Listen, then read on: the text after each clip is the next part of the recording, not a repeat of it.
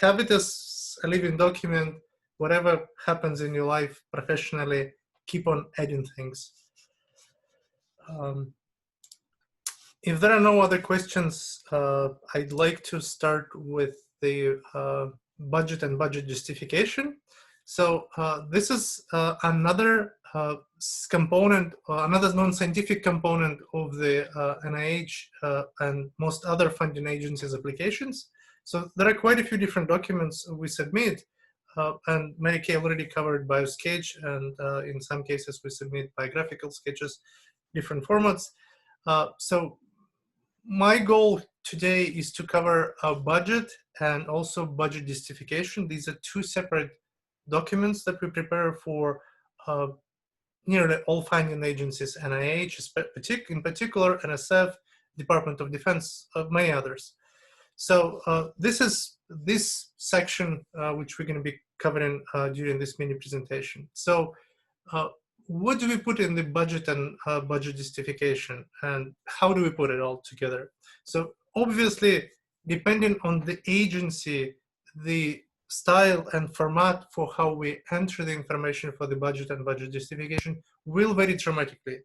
But the key principles remain the same no matter which agency you're going to be applying for in the future, as far as your potentially career applications or something else. Before we're going to get into all of these details, the thing that I want to emphasize, this budget and budget justification will not be part of your examination, but it is part of this class. The reason why we decided to include budget and budget justification as a part of this class is to really give you at least a brief overview of what happens kind of on the backstage of how we deal with finances, how we ask funding agencies to fund science. This way, we believe you're going to get a better perspective of how science not only done in terms of writing the proposal, pitching the idea, but also thinking from the perspective how I can make it happen within a particular budget. So there are several components to the budget, and these are listed by the order of probably of their actually importance and by their size. So probably the largest component on the budget will be salaries, including direct costs, such as the money that the researchers will get paid as their salaries. And these will be, for example, summer salaries or 9-month salaries for the faculties, covering the salaries of students, postdocs, other personnel.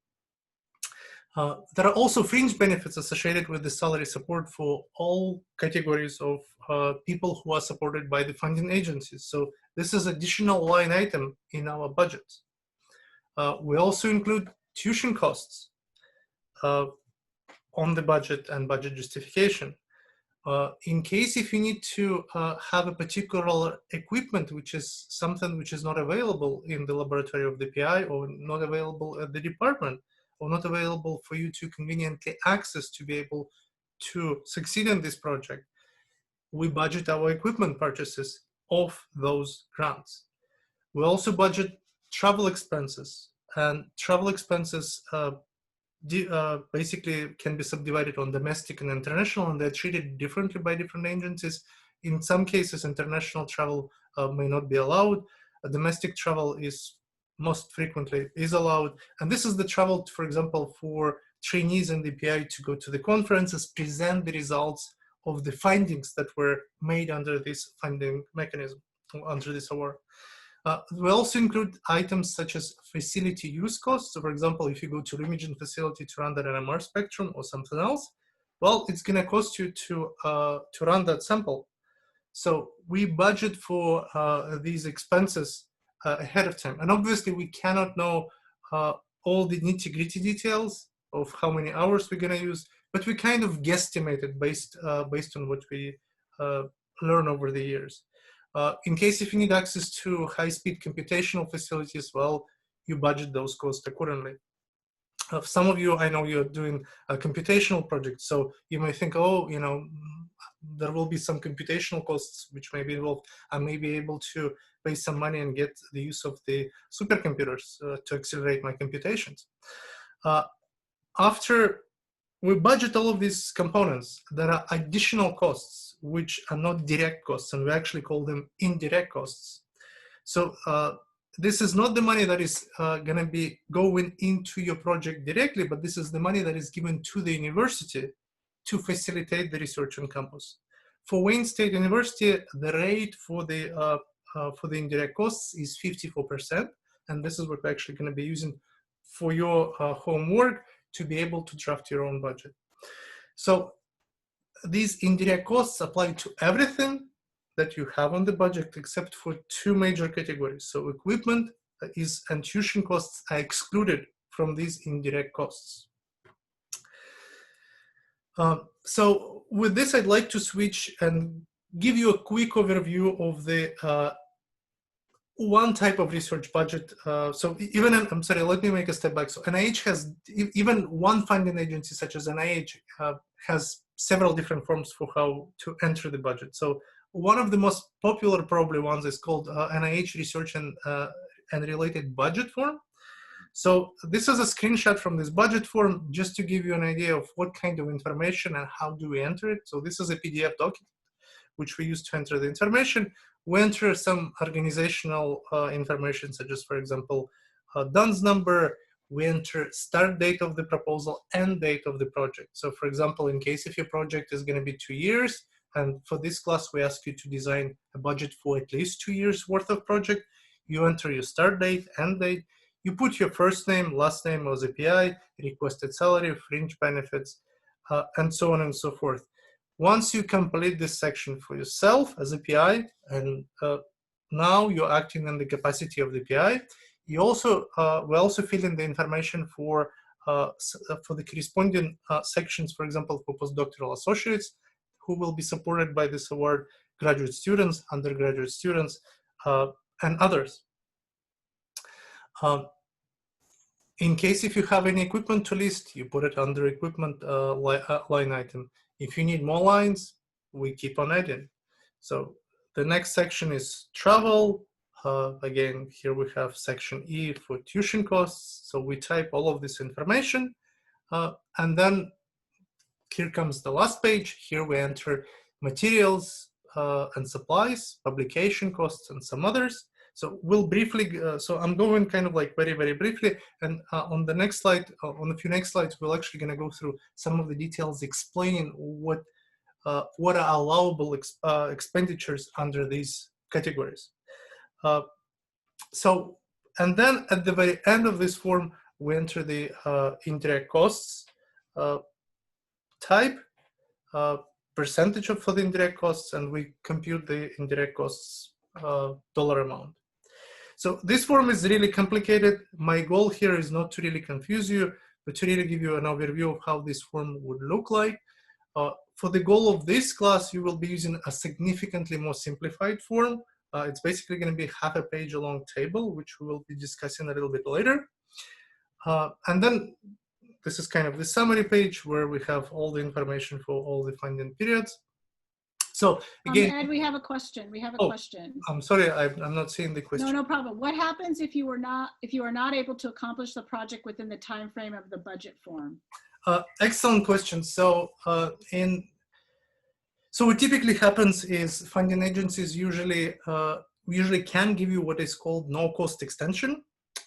And typically, funding agencies can easily give you a no-cost extension for an additional year to be able to wrap up your activities. So it's very common that something happens in life and you were not able to make the progress that you would like to be able to make. So under these conditions, most frequently under this mechanism of no-cost extension, the two words no cost meaning you're not going to get any additional dollar amount to be able to complete the project, but you will be given additional amount of time to do it. First no-cost extension is usually granted relatively easily. You can get the additional ones, but you need to provide additional paperwork. Mary Kay, anything else on this matter? That's it so far. I'll keep you posted. Thank you. So we're switching to a more simplified version of the budget. There is a document which is posted on Canvas which provides you with this template. So you don't need to significantly redesign or expand the categories. You can if you want to, but we're we're not making you create any additional categories. So what I have here is a relatively simple template. Here you're going to enter your project title, performance period, and here you can guesstimate what your project performance period will be. Again, what we kindly asking you is to design it for 2 years. You can pick a random date as a start date. Typically, this is the first month of April, January, sometimes September. Just pick a date, first day of the month. But this is the type of the information that we have to enter in this type of non-scientific writing. So then you put your name under the PI. What I encourage you for this, in the context of this application, is to request 12 calendar months for your support, because again, in the context of this application that you're writing, you're going to be the PI, you're going to be responsible for a lot of things. We kind of envision that you will need full commitment for this work to be able to happen. The current rate for the graduate students is $28,700, and that covers student salary plus medical insurance for the 12 month. So that's what we would like you to budget for yourself as a PI on this project. So what I'm also putting here are additional graduate students. So the way I was trying to put it here is, in case very often we as PIs, when we make our grant applications and write budgets, we realize that we may need help of other senior scientists. So we do budget the help from other senior scientists. So in your case, you may not need the help from the other graduate students. So you can simply delete this line item, graduate student 1 and graduate student 2, or you may say, shoot, I don't have expertise in that particular area, but this is an interesting project, and I really would like to be able to perform this additional analysis using X-ray. But then I don't actually know how to run the X-ray, and I don't have much expertise. But hey, I know another graduate student who may be able to help me out here. I'm going to budget him for 3 months. I don't really need his contribution here for the whole year, but hopefully for the period of 3 months per year, he can give me enough help to be able to help me with that particular project. So in case if you'd like to exercise something like that, make sure to budget that person accordingly. You need to enter the corresponding dollar amount. So here I'm entering, for example, 6 months for graduate student 1, who will be budgeted at the level of half of 28.7K.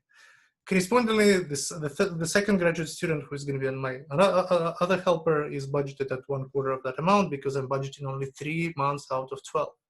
So once I enter all of this salary information for these 3 people on the personnel, then I calculate the fringe benefits for the personnel. So again, here, please do only enter graduate students, don't enter anybody else, just to make everything kind of like streamlined and simple. So then you sum all the salaries and you multiply this sum by 15.1%, and you come up with the fringe benefit for your personnel. So this is a relatively straightforward math. This is a fringe benefit on all the salaries that you're going to have for year 1, and we do exactly the same thing for year 2, because there are 2 years. Then I was also thinking about our project. I realized that I might need to have some domestic travel support. So I'm putting some numbers here. Again, what I encourage you to do is not to copy these numbers, but really to try to kind of think on your own what you might think might be appropriate, or you use some other numbers. I mean, make a guess. So in our case here, I was thinking that we might actually need an equipment, and I estimated the cost of the equipment at $65,000. In case if I would be actually writing a real proposal, I would actually get a price quotation and attach this price quotation as a justification for the equipment. Everything has to be justified, as we will be discussing a little bit later. And then I also had to guesstimate how much money I need to budget for materials and supplies. And here I'm kind of estimating things at approximately $10,000 per year. So I'm entering $10,000 here, $10,000 there. Again, these will be all the supplies that I will be using during this period of time. It might seem like a huge number, but in reality it's not, because you're going to need pipettes, you're going to need solvents, you're going to need this, you're going to need that. By the end of the day, you know, $10,000 is not going to go that as far as you might think. So again, try to kind of guesstimate the numbers. What I'm also entering here is Lumigen center facility. So to be able, for example, in our case, to run some NMR spectra, I'm entering $2,000 for year one, $2,000 for year two. I have to enter tuition costs, and the way we compute tuition costs is based on the numbers that our administrators provide to us. So we don't have to guess things in this particular case. So for the tuition costs, use a number of $16,510 per 12 month.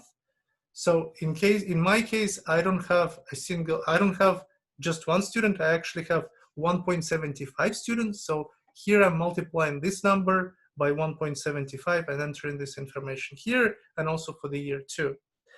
In the next step, I sum all of these expenses. These are my total direct costs. Now, in the next step, I need to calculate my modified total direct costs. And what these are total direct costs, this number, minus any equipment or tuition costs. So it's 166K minus 29K minus 65K, and that's my number, $72,000.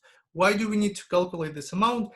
Because we will use this number in the next step to calculate our indirect costs. So what we will do, we will use this number multiplied by 54%, and that's how we compute our indirect costs for budget period number one.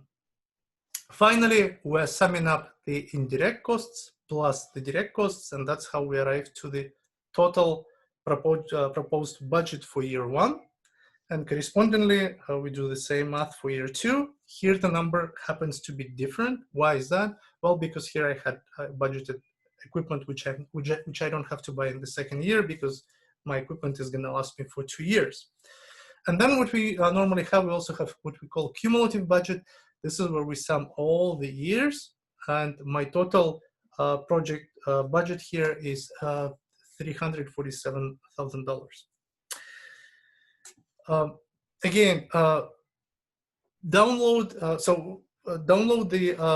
the template which is attached on Canvas along with the description of this homework assignment number 12. And at the end of my lecture, I will briefly do a quick overview of this document. Now we're going to switch to the second document, which is called NIH Budget Justification.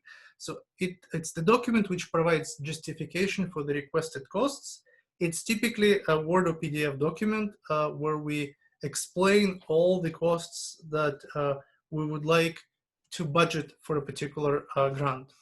So cost number one is effort, which is related to the salary support. But here we don't need to be justifying the dollar amount, because most frequently the salary is set by our institutions. We don't set our salaries. What we really need to be justifying here is the number of months that a person will be spending on a project. So what we will be entering in the budget justification is how many months a person will dedicate to a given project. We also provide the justification for the fringe benefits based on the institutional policies. So this is a text which we basically get from our administrators and put in our budget justification. We perform the same thing for the other senior personnel. So I'm going to actually skip this section.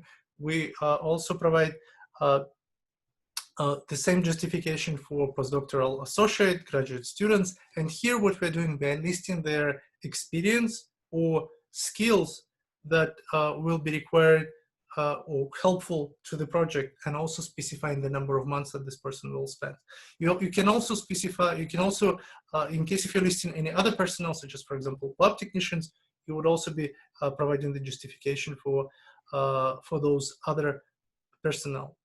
We're also specifying or explaining the dollar amount and the justification with details for how we will be spending the budget for the materials and supplies. So in the context of this class, don't go into nitty-gritty details. Just give a brief explanation. Well, you're going to maybe need insolvents, or maybe you're going to need a computer to run your calculations, or something else. Animals costs, we're going to skip. Consultant services, in case if you're going to need a consultant, well, you're going to budget a consultant who would help you out with certain things. So this is not necessarily a key personnel, but this is a person who can help you with advice, for example, to be able to run some calculations or something else which is not a critical task.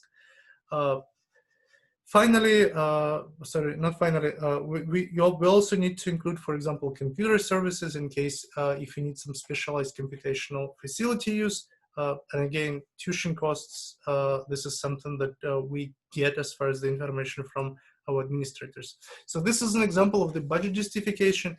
Again, in the context of this class, you need to write up your budget justification, which should be approximately half to 1 page long. So don't exceed 1 page, don't go into the nitty-gritty details, try to stay relatively concise.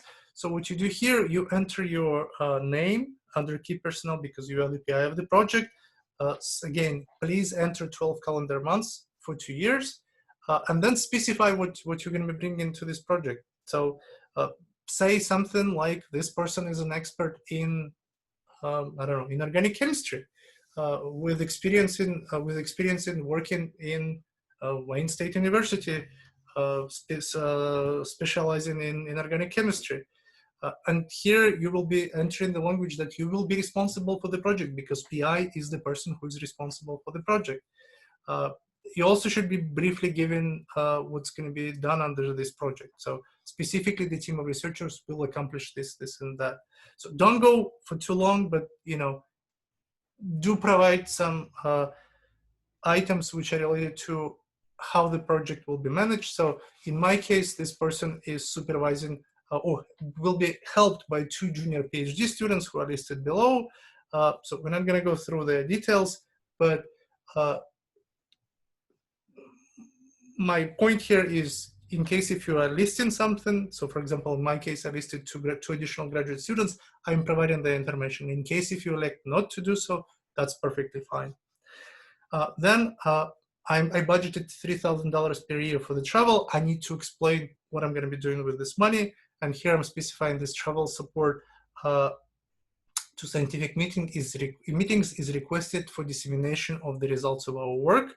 It's not really related for us to go and to educate ourselves. This is really designed to be relevant to the mission of this award. In this particular case, to publicize the findings. Tuition costs, 100% tuition coverage is requested for all students on this work, and I'm specifying the dollar amount per year for 2 years. Publication costs, in my case, I'm not requesting any. I need an equipment. I'm specifying when this is needed, what kind of equipment, and why this is needed. The same goes for the Lumigen facilities. In my case, I'm using NMR spectrometer time to be able to do structural studies, and I'm providing some details. In case if you don't know these details, don't provide them, stay general, that's okay. Finally, materials and supplies. I'm providing some estimates, and I'm saying that these will be used for laboratory materials, supplies, and consumables for these projects. I'm not going into the details. That's my estimate. This text, which is not highlighted, please do use it word for word. Copy it and paste it. This is the text from our administration. We don't change that text. We don't change these numbers. So do the same thing. So with this, I'd like to quickly go over the Word document for the homework number 12. I hope you all can see this document. Marike, do you see this document?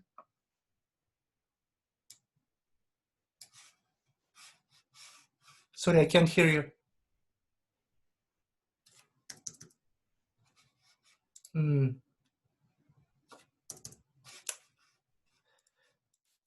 Do you see the document?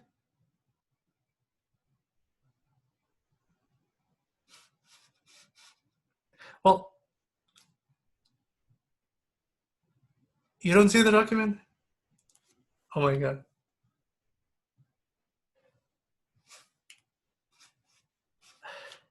In any case, let me.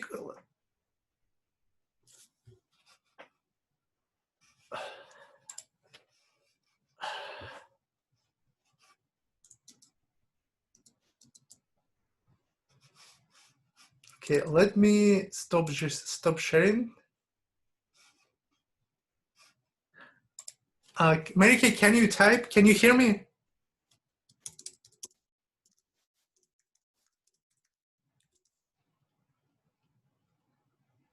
Guys, sorry for the technical issues. I cannot hear anyone actually.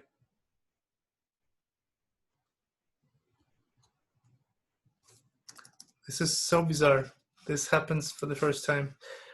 Well, in any case, let me just quickly wrap up. There is a oops, just give me a second. Let me share my screen real quick.